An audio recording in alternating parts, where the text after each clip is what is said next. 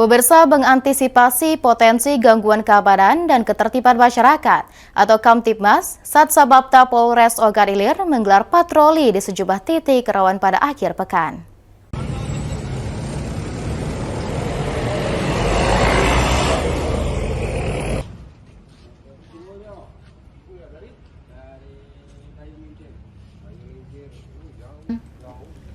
Patroli dilakukan dengan menyisir sejumlah lokasi rawan di wilayah hukum Polres Ogan Ilir.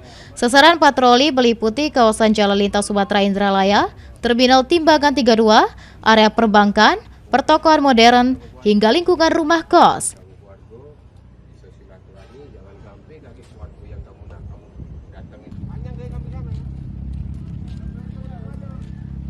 Petugas juga mengantisipasi potensi kejahatan 3C, yakni pencurian dengan pemberatan, pencurian dengan kekerasan, serta pencurian kendaraan bermotor.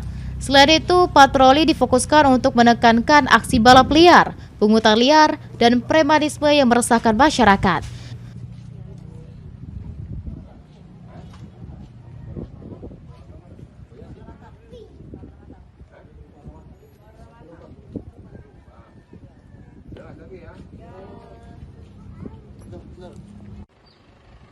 Kasat Sabapta Polres Ogan Ilir, AKP Sutopo, menegaskan patroli ini merupakan langkah preventif untuk menjaga situasi Kamtibmas tetap kondusif. Polisi memastikan patroli perintis presisi akan terus digelar secara rutin, guna menekankan potensi kejahatan dan memberikan rasa aman kepada masyarakat. Ahmad Romawi, PAL TV.